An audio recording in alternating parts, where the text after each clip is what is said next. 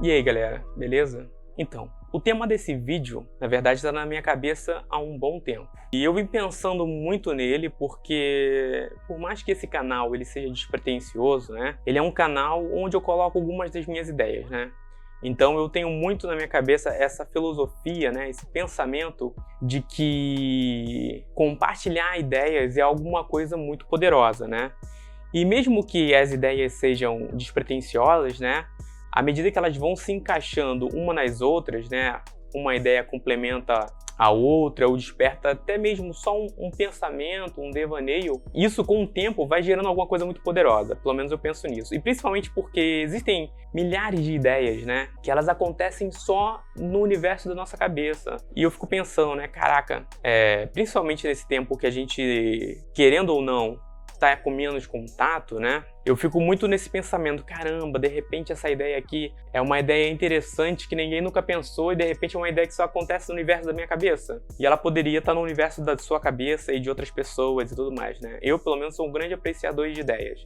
Então, quando eu vejo que alguém tem uma ideia interessante, alguma tirada boa, ou até mesmo só alguma referência interessante, eu já acho isso muito poderoso. Então, eu estava com esse pensamento na minha cabeça do tema desse vídeo, né? Que é qual o valor da sua fé, o quanto vale a sua fé, né? Há muito tempo. E por mais que eu participe de um clube do livro, e nesse clube do livro, muitas dessas ideias que eu tenho, eu acabo lançando lá, eu acho que seria muito interessante que eu arquivasse aqui também um pouco dessa ideia, né? E principalmente você que vai ouvir ela, eu quero que você reflita, porque, na verdade, a alma, né?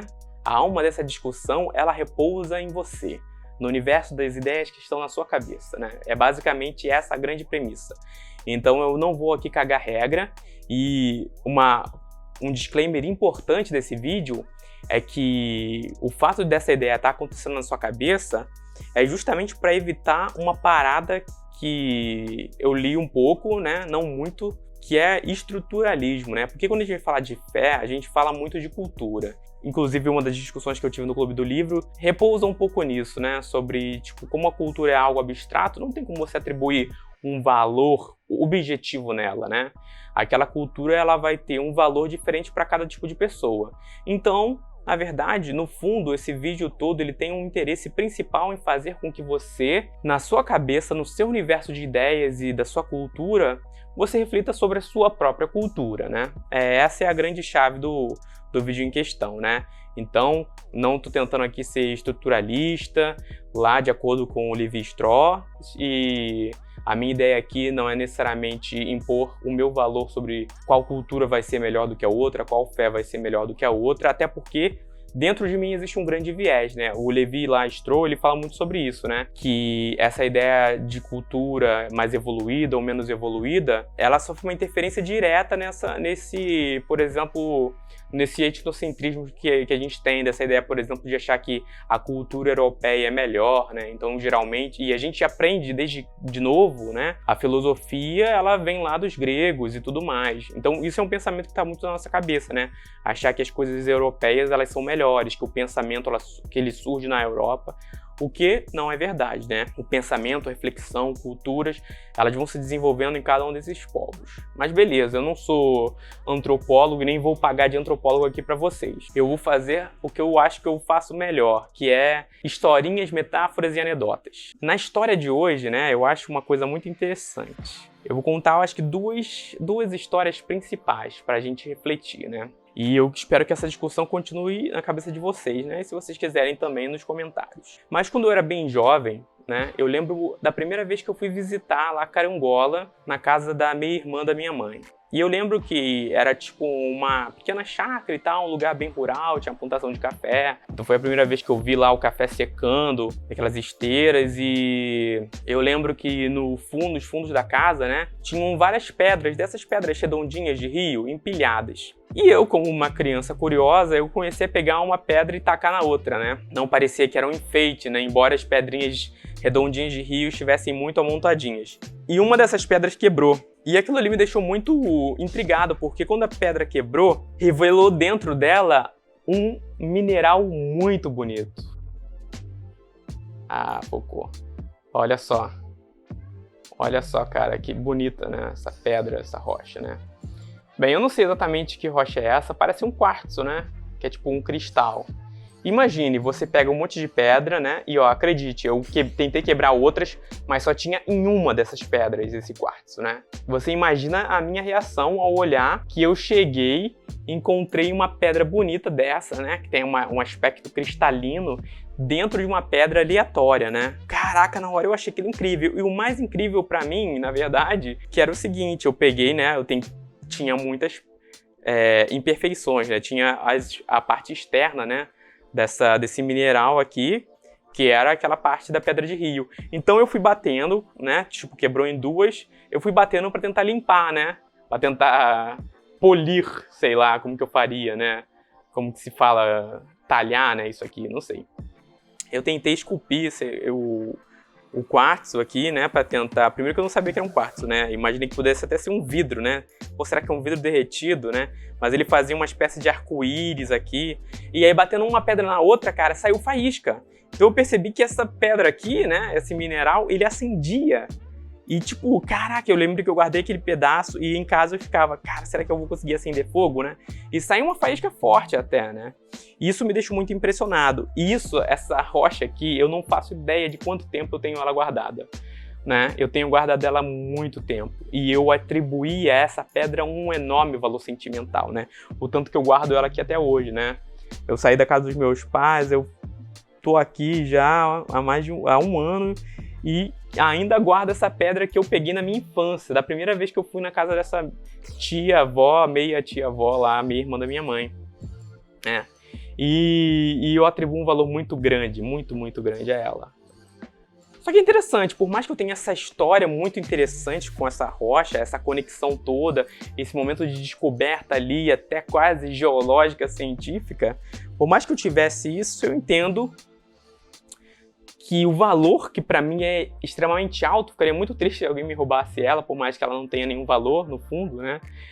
É um cristal desses que você pode, até menos bonito do que um que você pode comprar numa loja esotérica dessas. Mas o valor pra mim é tão grande e é tão interessante como isso só tem um valor realmente pra mim, né? Eu posso tentar te convencer a comprar essa rocha, né, essa pedra.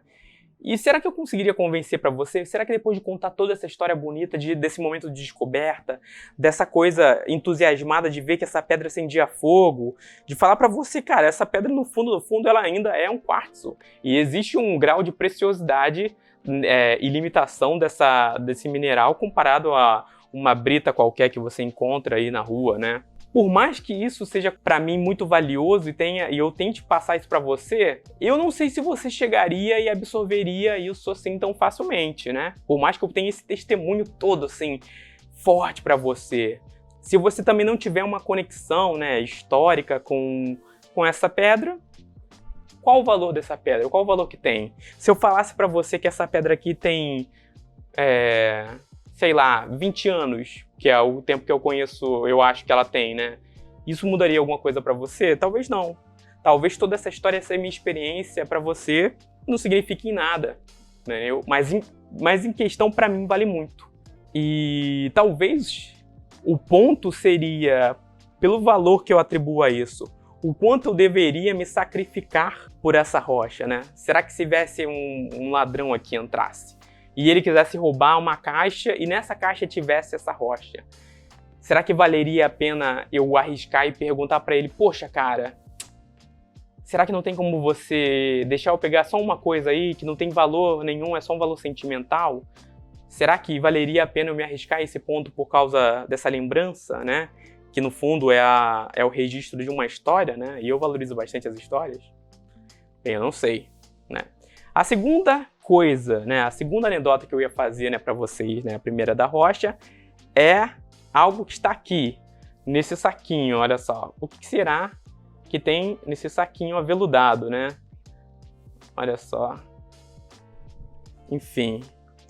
Eu recebi esse saquinho, né? Essa sacolinha da minha avó. Uma das vezes que eu fui lá em casa, né, tinha sido, acho que foi a última vez do ano que eu tinha ido lá na casa dos meus pais, né, onde moram também os meus avós, e a minha avó chegou, e a minha avó sabe que eu coleciono moedas, né, desde os tempos lá que eu ia na casa dela, quando eu era bem novo, Eu lembro que eu ficava muito interessado e tal pelas moedas se eu encontrasse uma moeda antiga. E aí, sabendo disso, a minha avó chegou, procurou nas coisas dela e encontrou, cara, essas moedas que estavam nesse saquinho. E aqui dentro tem várias moedas, né? Tem vários réis. Não sei se vocês sabem, mas réis foram as primeiras moedas que circularam aí no Brasil. Ó, vou tentar... Será que eu consigo lançar a blogueira aqui? Ah, consigo, ó. Vamos ver se ela... Ah, estamos vendo aí a moeda? Não sei se tá... Ó, aqui eu acho que é o máximo de foco que ela dá, né? Olha só que interessante, cara, essa moeda. Enfim, é uma moeda de R$1.000.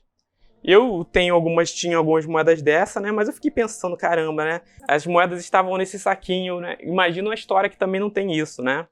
Deviam estar guardadas, por um propósito, de repente, né? Minha avó, que não tinha muita grana, né? Então a família do meu pai, eles eram bem duros, né? E é engraçado porque eu nem percebia isso quando eu era mais novo, né?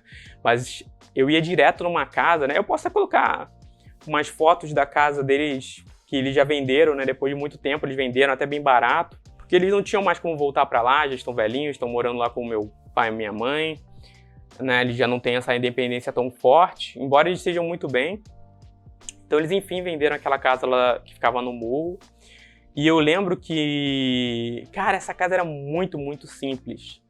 E eu ficava lá com a minha irmã, a gente brincava, a gente comia jabuticaba, né? Tinha uma rampona, que era uma escada-rampa, né? Feita daquele jeitinho brasileiro. E tinha um pé de abacate, um pé de jaca e um pé de jabuticaba, né? E eu lembro que nessa época eu me amarrava e comia abacate e jabuticaba, né? Hoje eu nem sinto... É engraçado, né? Essa nostalgia da jabuticaba eu não sinto mais.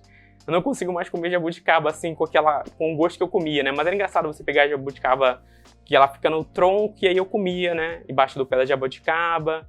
Eu sempre odiei jaca desde aquela época até hoje. E o abacate, que eu amava, né? Colocava leite em pó dentro do abacate e a gente comia, né? E é muito louco, porque realmente, né? A casa era bem simples e tinha um projeto de quarto pro meu pai, né? O meu avô estava querendo fazer um quarto separado pro meu pai, para que ele conseguisse estudar, né? Meu pai sempre foi estudioso, né? Desde sempre, e foi o que acabou mudando, né? A chave da família dele, né? Eu acho. Foi meu pai estudar e por isso que, cara, no final das contas, estudar ainda é o melhor caminho para você crescer. E eu lembro, né, de ver esse projeto de quarto, sabe, um negócio que é inimaginável para mim, né, pensar que aquilo ali, que nunca foi construído, seria o luxo, né, caramba, a ideia de algo luxuoso, do meu pai poder ter o próprio quarto dele, né,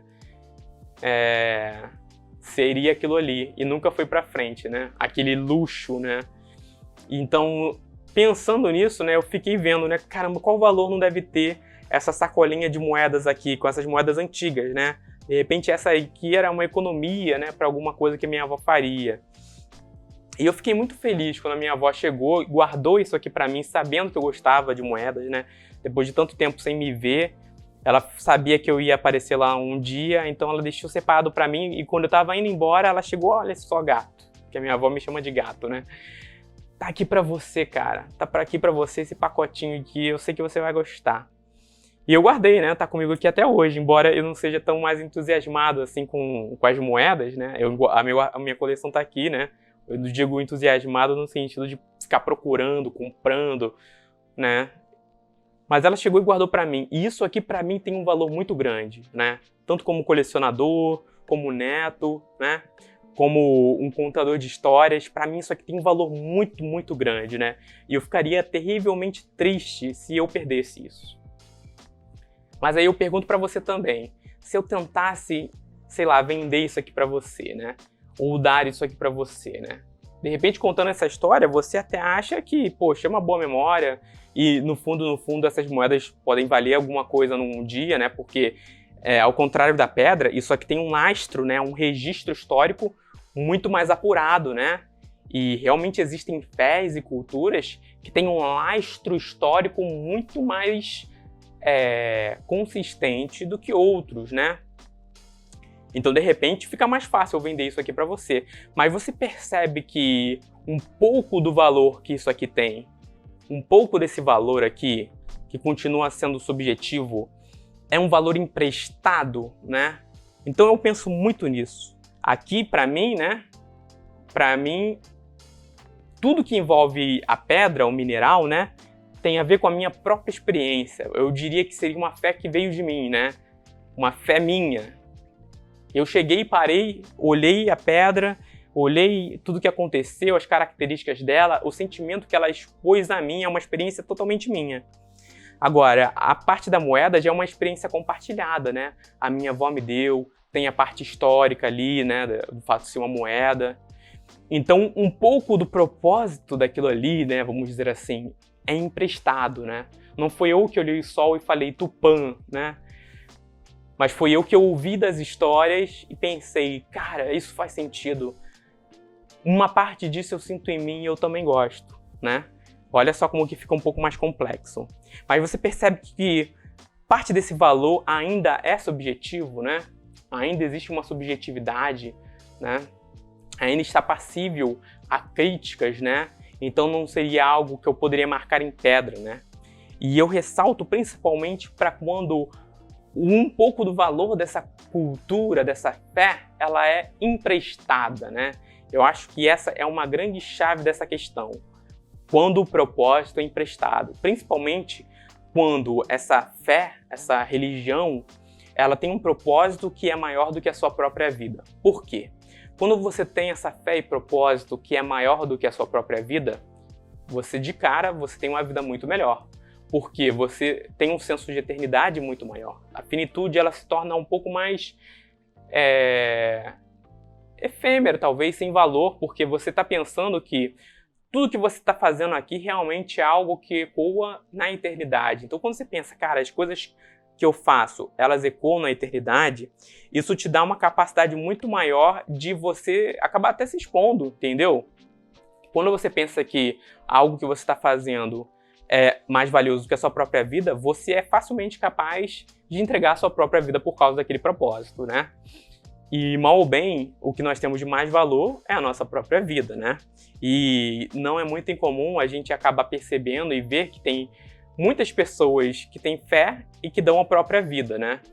Então, ó, é algo a se pensar realmente, né? Que é realmente perigoso essa questão de você ter esse propósito tão forte.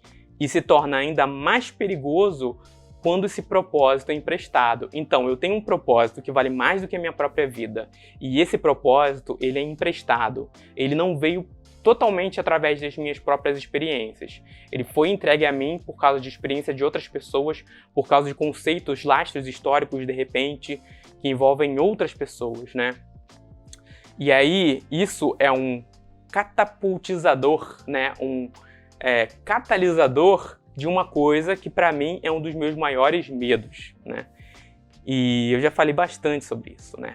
Que é o bem maior. Eu tenho muito medo do bem maior, do greater good, né? Qual é o lance do bem maior, né? O bem maior, ele tem essa pitadinha de pensamento maquiaveliano, né? De os fins justificam os meios.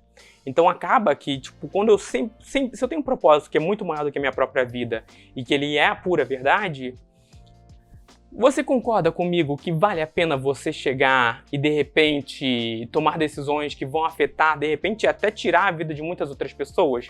Porque, no fundo, é um propósito tão grande, tão poderoso e, para mim, tão verdadeiro que pode ser que realmente faça sentido você cometer algumas coisas que pareceriam moralmente incorretos, né? E isso é uma coisa que me preocupa bastante, porque não sei se vocês percebem isso, mas de um tempo para cá, mesmo grandes fés, né, grandes religiões que têm esse pensamento de moralidade, que os fins não justificam os meios, né? A minha história toda é baseada no cristianismo, né? Então, se eu fosse chamar alguma fé de minha, seria a cristã. E aí eu sempre gosto muito de Romanos, né? E Romanos 12, você vai ver lá que vença o mal com o bem, né? É sempre esse pensamento que está permeando ali Romanos 12, né? De que a Bíblia em si, né? Muito se fala disso, né? Que, cara, se o seu inimigo tiver com fome, pô, dá de beber e comer para ele, porque isso vai deixar a cabeça dele confusa, ele vai ficar intrigado, né? Com essa história toda. e vencer o mal com o bem, né? Tem um pouco essa questão toda de você realmente querer que a mudança aconteça, mas querer que a mudança aconteça do jeito certo. É muito interessante. Mas a vida meio que ela vai fazendo com que não importa muito o seu lado não, e nem a sua cultura, mas a vida mesmo, ela vai fazendo você refletir sobre isso e pensar que, cara, talvez se eu tentar fazer do jeito bonitinho, nunca se resolva. Aquele filme Poço fala um pouco sobre isso, né? Tem uma das moças lá, mulheres que trabalham, e ela entra no poço para ver como é, e aí ela começa, né, nesse filme, a tentar fazer um rateio melhor da comida. Então ela chega e fala para as pessoas, não come isso, eu preparei o prato para outra pessoa, eu já comi tantos dias da semana, não preciso comer todo dia, né? Então ela tenta fazer esse rateio e tudo mais, e tentar ajudar, mas ela percebe que isso não muda, né? As pessoas que estão embaixo, elas nunca pensam nisso, porque elas têm aquele pensamento imediatista de que, cara, se eu não comer hoje, da próxima semana pode ser que eu fique lá embaixo e nunca coma. Então, enquanto tem tempo, né, comamos e bebamos, né? Uma parada meio assim, né? Usando toda outra vibe bíblica, né? Que amanhã morreremos, então tem que aproveitar o que tem hoje, né? Um pensamento muito egoísta e complexo. E aí acaba que no final o protagonista tenta meio que fazer a justiça com as próprias mãos, de pega lá as armas que fossem lá, e aí eles chegam e tentam lá fazer a estratégia lá da panacota, e no final das contas nem desse jeito eu acho que resolve, né? Nem na força bruta, né? Nem nos fins que vão justificar os meios, pensando ou planejando, né? Então eu fico com muito medo realmente, né? De que no final das contas é só sobre isso, só sobre as pessoas perceberem que, cara, eu acho que não vai mudar se a gente não dar uma adaptada aqui, se a gente não abrir mão de algumas coisinhas, né? Se a gente não dar o nosso jeitinho. A gente fala a ideologia bonitinha, mas na hora da prática a gente chega e faz um lance diferente. E eu não vou falar só, né, de uma questão religiosa, não. Eu posso até falar da ciência também, com esse pensamento de fins justificam os meios, né? Muito pensando naquela coisa que eu falei do estruturalismo, né? Porque a gente pode, hoje, né, inclusive foi uma das discussões que apareceu lá no clube do livro, né, essa coisa de você tentar colocar valor numa cultura ou não, uma cultura é boa ou ruim, e aí uma das pessoas chegou e falou, né, e a pessoa tá vendo esse vídeo, né, mas aí a cultura lá do mutilamento lá das mulheres, que acontece em alguns lugares lá do continente africano, em algumas tribos, eles chegam lá e cortam genitália lá, o clitóris da mulher quando ela está entrando na puberdade para não sentir prazer. Isso é uma coisa que acontece em muitas tribos, né? Não acho que se bobear nem só ali no continente africano, eu acredito que em outros lugares isso também possa acontecer. E aí você fala, poxa, claramente isso é um problema, né? E de repente a gente pode até pensar, aqui no Brasil o pessoal falava muito, né? Hoje em dia até soa um pouco como uma fake news, tinham tribos indígenas que eles chegavam e matavam gêmeos, eles acreditavam que era uma maldição, né? E a gente tende a olhar para isso e pensar realmente que é uma cultura menos civilizada, menos evoluída, até questão assim, cientificamente, né? Mas, por exemplo, se você for para pensar que eles mutilam, né, essas meninas durante a puberdade lá, né? Com esse pensamento de que ela não pode sentir prazer, demonizando um pouco esse prazer. Mas se você pensar na cultura ocidental, que na nossa cabeça etnocêntrica, europeia, aí, a gente tende a acreditar que é mais evoluída, ou pelo menos mais desenvolvida, se a gente for pensar em que isso acontece, né, mesmo que não exista essa mutilação física, mas que meio que acontece isso psicologicamente, né, quando você vê que muitas vezes, né, na nossa cultura, até hoje isso acontece, as mulheres ainda só são vistas como fins reprodutivos, né? Até mesmo essa cultura que a gente vê, né, no nosso tempo agora, né?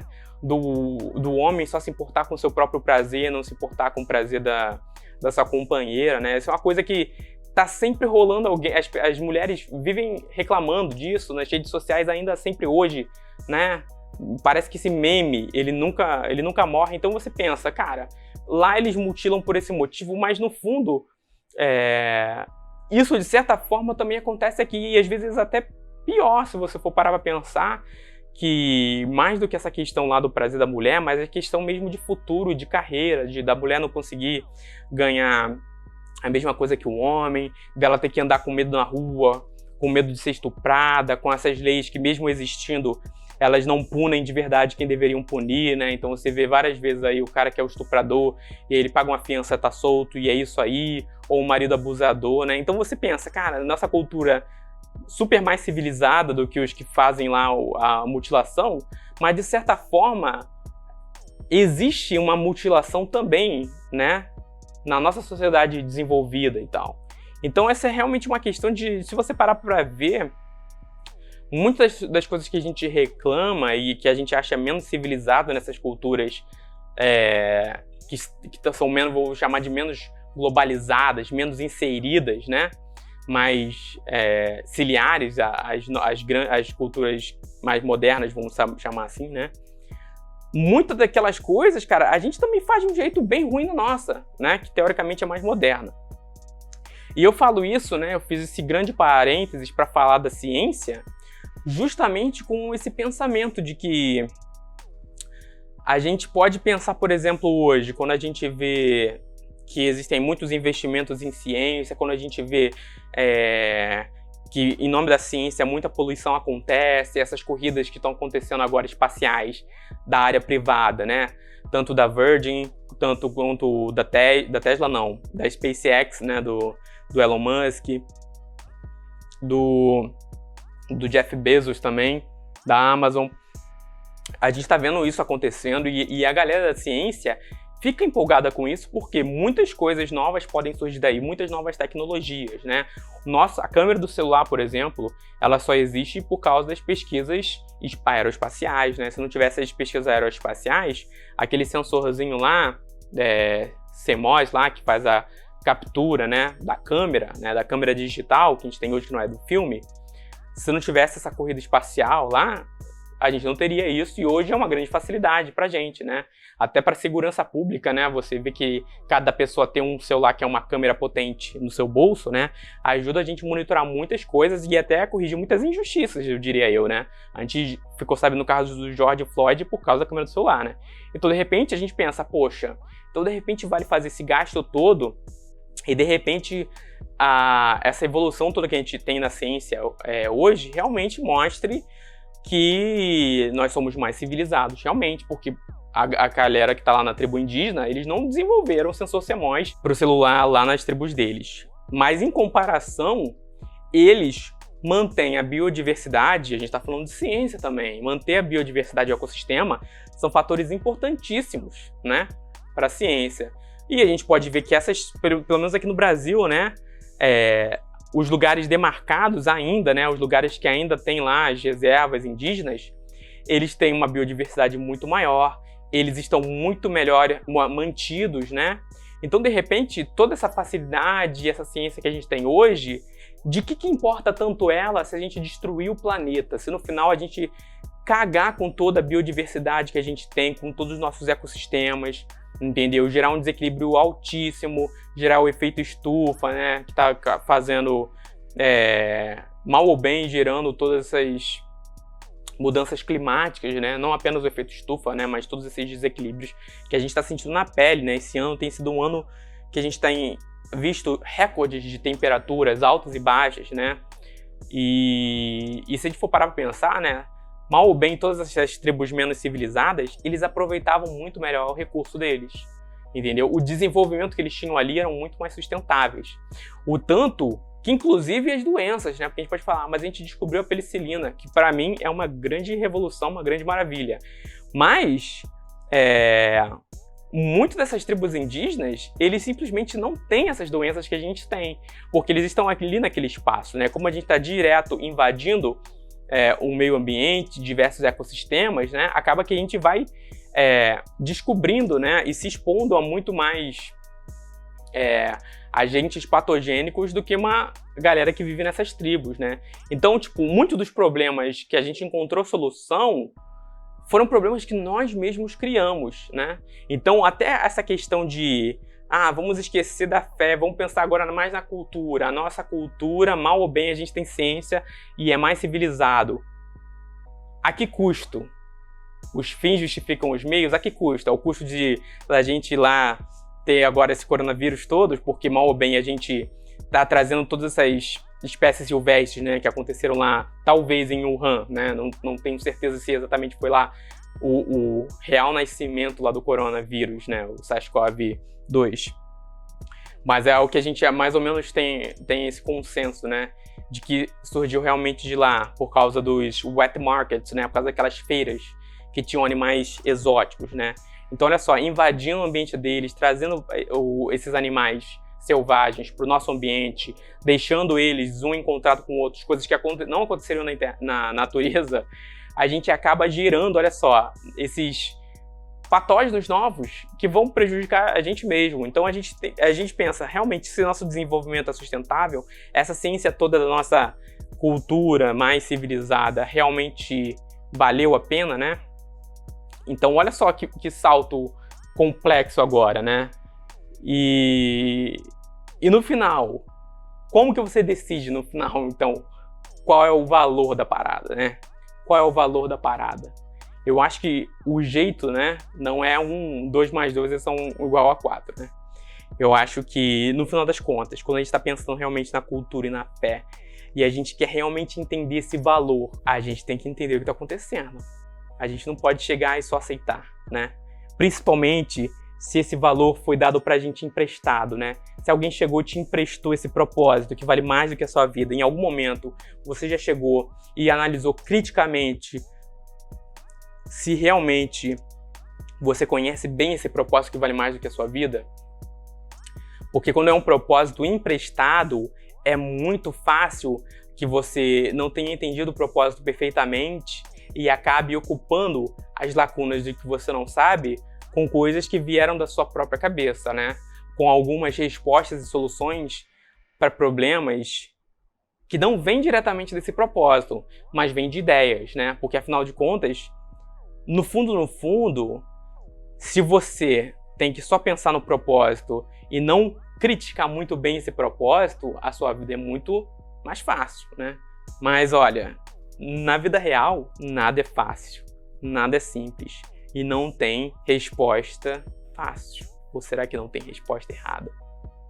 Será que tem resposta certa? E eu não sei. Ou, como eu poderia dizer melhor, eu acho que cabe a você pesquisar agora, né? Então, no final das contas desse vídeo, né, eu quero que você reflita. Será que o seu propósito é uma pedra maneira dessa? Será que é um pacotinho de moedas irado, que nem esse que eu recebi lá da minha avó? E se for um desses casos, tanto a pedra quanto as moedas, o quanto você já chegou e destrinchou, atacou essa fé, esse pensamento, essa cultura, para saber se realmente esse propósito tem esse valor todo que você acredita, né? Eu vou dizer que, para mim, né, quando eu cheguei ali num ponto máximo do que eu consegui alcançar ali com a minha reflexão e as minhas pesquisas, né? Porque eu sei que muita gente não faz isso, mas eu desde novo, né? Desde um certo tempo, eu passei a criticar bastante aquilo que eu acreditava, né? Porque eu não queria dedicar 100% da minha vida, na minha existência, de algo que eu não conhecia bem, de algo que eu não pudesse chegar e dar uma boa resposta se alguém fizesse uma pergunta para mim. E no final das contas, eu fui surpreendido com essa grande dúvida de não existe uma resposta. Eu não tenho essa resposta. Eu não posso dizer sim ou não.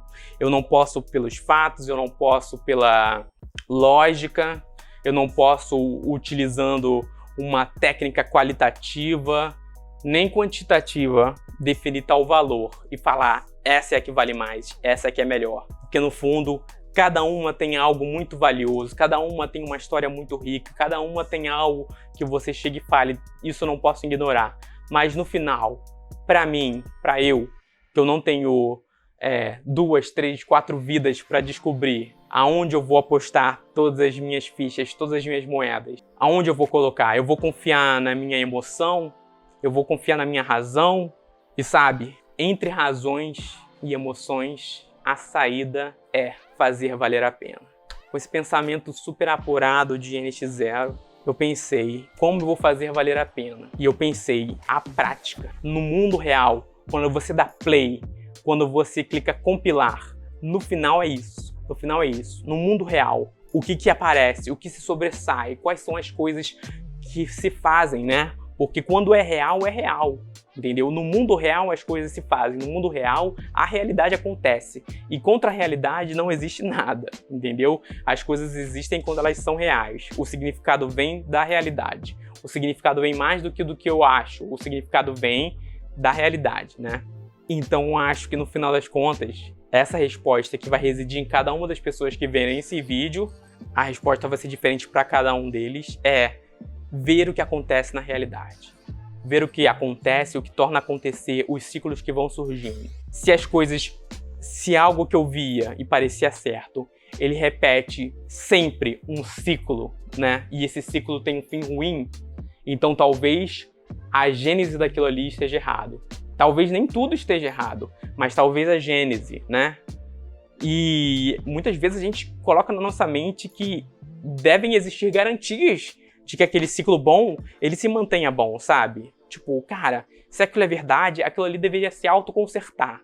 Mas na realidade as coisas não se autoconsertam. E você sabe que as coisas não se autoconsertam. Então talvez a gênese daquilo ali esteja errado. Então você vai ter que voltar mais uma casa e procurar a gênese daquilo ali que de repente se deturpou. Entendeu? Então quando você vai procurar a gênese da gênese, o que sobra? Quando você vai fazendo esse filtro, quando você vai filtrando tudo ali, o que é que sobra, né? E é isso que eu quero que você faça. Eu quero que você faça não, é isso que eu vou dar de sugestão pra você, porque eu não mando em ninguém, né? E eu também não sou o dono da verdade. Isso aqui é apenas um pensamento que estava no universo das ideias da minha cabeça e eu compartilhei com você. E talvez seja útil pra você, né? Talvez faça você refletir e pensar, caramba, de repente desse jeito eu torno aquilo que eu acredito mais valioso. De repente desse jeito eu penso que, poxa, aquilo que pra mim parecia ser tão valioso, talvez não seja tão valioso assim. Talvez naquele mineral lá que eu encontrei ainda tem algumas impurezas. E se eu tirar as impurezas? De repente eu encontro alguma coisa que realmente faz sentido. Alguma coisa que de repente é a prova do tempo. De repente alguma coisa que é a prova da emoção. De repente é aquilo que supera a razão, né? Porque a razão não compreende tudo que é verdade, tudo que existe, né? Existem coisas do nosso próprio sentimento que vão além de 2 mais 2. Então é esse pensamento que eu queria deixar aqui para vocês. São ideias bem confusas, porque a vida é assim mesmo, é confusa. E é isso. Então, esse foi o vídeo. Eu acho que eu não fui estruturalista no fundo, porque eu não falei que nenhum é melhor ou maior, ou pior, ou mais esquisito, ou mais arcaico. São diferentes. E a resposta do que vai fazer mais sentido para você vai vir de você mesmo. Então é isso, galera. Valeu e o vídeo é longo mesmo. Tchau!